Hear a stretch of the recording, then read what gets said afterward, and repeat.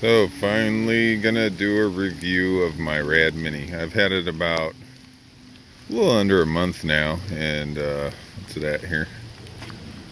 171 miles. Kind of see it there. A lot of reflection, but I feel I'm pretty used to it now, and I've ridden it, I think, every day since I got it. Granted, some days not that far, other ones pretty damn far. It's just amazing. It's like it erases all the hills. Yeah, I still got a pedal, and but it's so much easier living in Seattle here. You got hills all over the place, and once you get a little bit older, it gets kind of killer on your knees, and you're just panting up those puppies. So I am very happy with my purchase, and of course I put on these guys here. Found those over at a thrift store. I think they're from what little research I've done, they're huge paper cartridge holders. Big old reams of paper would just fit right up in here, and I emptied it out, had little dividers up in there for the width of the paper, and now they make really great trunks. So, and they fit perfectly with the bike.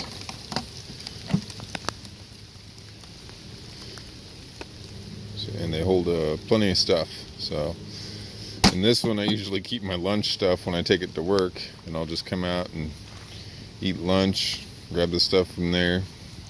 In here is all my valuable stuff, like my helmet is up in here, face mask for when it gets colder, gloves, tools, Leatherman, flashlight, headlamp, everything I really need. Also, of course, a first aid kit, and no, the first aid kit was back there, but flat tire kit. So I'm pretty set up. One other thing you might notice that's different, actually two things, is the water bottle holder. Of course, this doesn't come with a water bottle holder, but the Toe Peak little T guy here will hold a normal water bottle holder, and it's never gotten in my way right there. So pretty happy with that purchase, and just your everyday REI bottle there. The Velo plush seat is really nice. After a long ride, you kind of feel it still, but it's the plushest seat I've ever had. I've always been mountain biking since I was like, I don't know, 10. So I've always had a mountain bike, and that's by far the most comfortable seat I've had. Plushest by far too. Let's see here. The get up and go with that, what is it called again? I'm trying to remember the name. Bafang engine, 750 watt, is just awesome. I know the mid-drive is supposed to be a lot more powerful, but I have no problem with what this is. It does stutter a little bit when you use the throttle, when you're not going all the way up. When you go all the way up, you don't get that stuttering. And the only time I really use it, like, usually I use pedal assist when I'm just going up mild hills, is when I'm going up a larger hill, and I'm of course pedaling along with it too. It's pretty rare. On some flats I'll go all out, with just the throttle, just kind of relax a little bit. But I really enjoy the pedal assist, and still moving. I don't want something just carting me around by battery only, and it just wastes power. You never know when you're gonna have to take a trip and you're not full up on battery. The light in front is a little dim. I know it's supposed to be 300 lumens, and I guess it is, but it's like splotchy. You definitely notice it on the road, but that's upgradable. I do like the little reflector under there, so even when it's turned off, if I forget to turn it on, because you don't really see it if it's like, in between night, dusky, You can't really see if it's on or not from just looking at the road, but still cars may not be paying attention. So I like that the reflector's still up there underneath the actual light. The shock is great, nice basic spring shock, not really much to mess with. Never used the lockout or haven't really had to mess with it at all. The brakes, they squeal. Man, they squeal. I mean, it's getting to the point where they don't do it nearly as much, breaking them in. You know, they talk about break-in period is, you know, a couple days, and I wholeheartedly disagree. You know, I've been riding this every day down huge hills, and there hasn't been a day that's gone by that they haven't squeaked like banshees. But they are normal mountain bike brakes, and this thing is 3 to 4 times as heavy as a normal mountain bike, and I got those boxes on there. That's probably another 20 pounds, so it's like 5 mountain bikes if you get a good mountain bike. So it's going to take a toll on those brakes, and they're not really meant for this sort of machine, in my opinion. I love the kickstand, though part of me thinks it's slowly coming out a little bit further, or maybe I do kind of wear on this tip here at the very bottom. Maybe it's just getting a little bit shorter because the rubber on the bottom's wearing off. Let's see, what else do we have here? Oh, the fenders. They don't have the fenders out yet for the Radmini. You know, they're 2 weeks out, they say. Then I talked to another guy, they're a month out.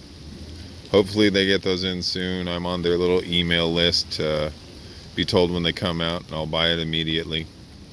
So for right now, I got the SKS fat boards here, and as you can see, I had to cut out a little notch right here at the front.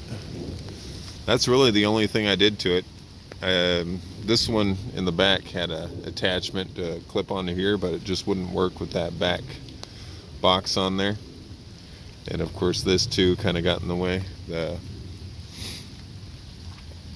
load holder there, well, rack.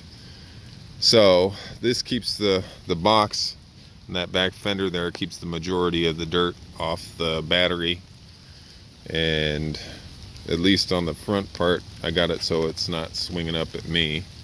Granted, it still does hit this part quite a bit, but that's easy to clean. Also the back of the battery a little bit. But so far it's working pretty good, and of course this box also helps block the mud. And this weather is not totally horrendous right now, but it's getting a lot cooler, and it was raining pretty good earlier. I've had no issue with the wetness, and I've went through some pretty good puddles with this thing.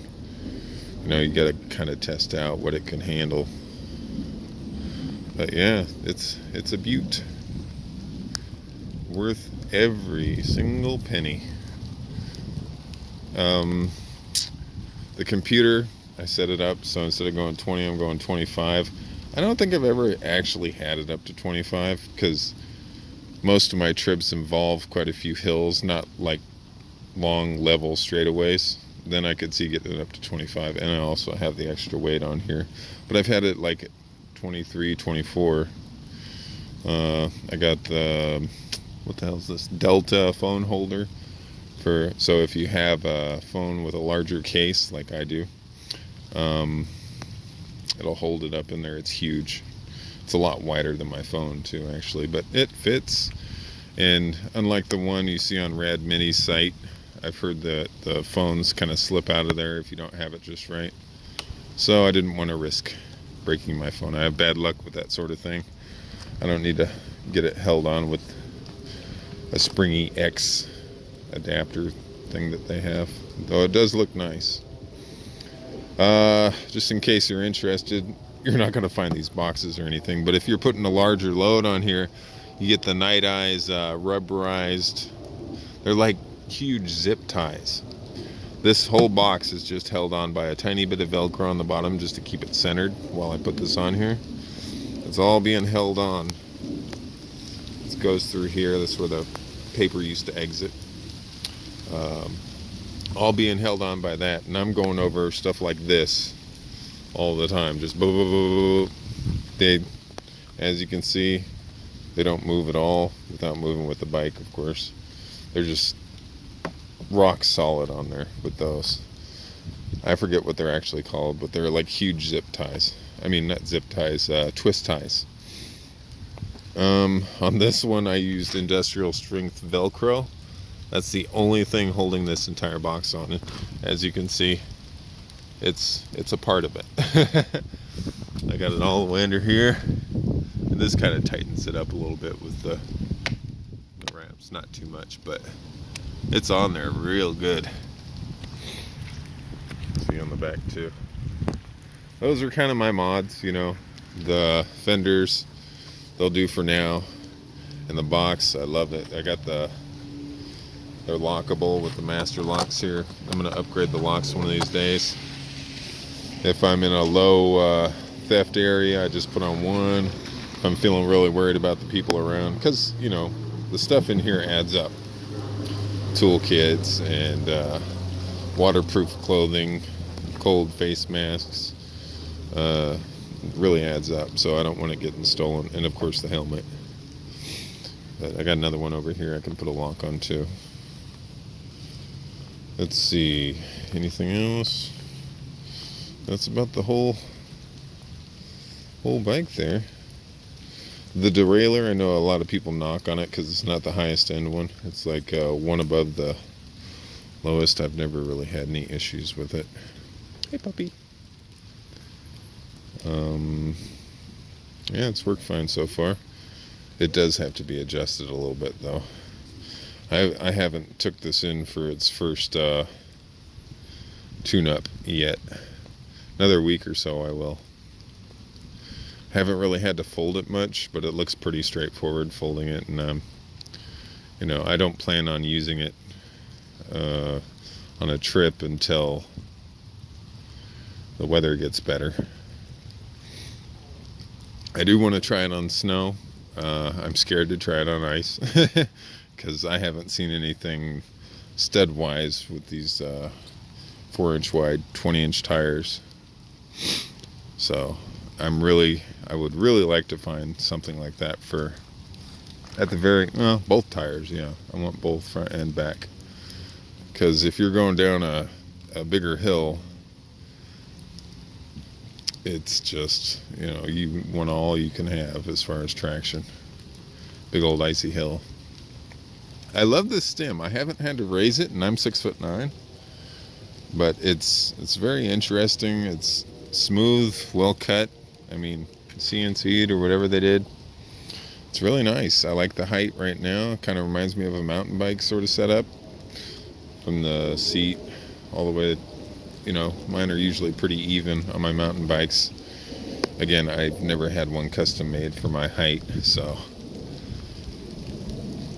yeah, I'm trying to think what else. Oh, the front rack, which you have to buy separately. It attaches these four here, 4 prongs there. It's awesome. I've had no issue with it whatsoever, and it holds my box just perfect. It's kind of funny too, when I got the box, there was 2 at Goodwill, and I think they're 10 or 20 bucks a piece. And I got one for the front, had it up on there for a week, and I was like, damn it, I should have got that back one. And then I went back a week later, and they still had it, and they were covered in stickers when I got them. That was one of the original ones, and that one there was on there too. It's not on this one. I cleaned it all off. But yeah, awesome boxes. No water's ever gotten into them, and all the hardware's like stainless steel. It's just awesome fit for the bike. I wish I could tell you there's a store that had them, but unless you know of a surplus store with 90s printers, like industrial huge newspaper printers, I don't think you're going to find those. One thing about these, this one up here, the reflector, the yellow, on the back it fell off. I just could not get it to stay in between the prongs there, you know. but that's not a huge deal. The Kenda reflects, so does the Crusade, and so that's enough. They see I mean, once this comes out in front of a car, they're gonna like, oh, okay, something's there. I plan on putting some reflectors on the side of the boxes too. Maybe get some lights for the tires. Probably not, actually. I don't want to guss it up too much. I just like it basic. It's just utilitarian. I use this thing every day. Sometimes I'll just go out riding around just for fun. And you can't really say that with a normal bike going up and down hills in Seattle at times, you know. It's not just a pleasure, because you're going to be busting your butt up some of those hills. But an amazing product for the price. I really have no buyer's remorse about it. And everything I've gotten for it so far has worked out perfectly. You know, that's the best I can really expect with such a strange bike frame. The Fenders, you know, I bought those at REI. SKS ones. Battery lasts a pretty good amount of time. They say 25 to 45 miles, and I'd say that's pretty spot on. Maybe a little bit less for me due to the extra weight of the front rack and the boxes. Yeah, I'm not sure what else to say here. It's just awesome. I just look at it sometimes. I'm like, I am so glad I got you. And of course, I'm not being paid to say any of this. I mean, the people at the store were cool. I lucked out, and I called them up just one day on a whim when I had the money. And they said they had a black one already put together in stock. So I went down there that day and got it.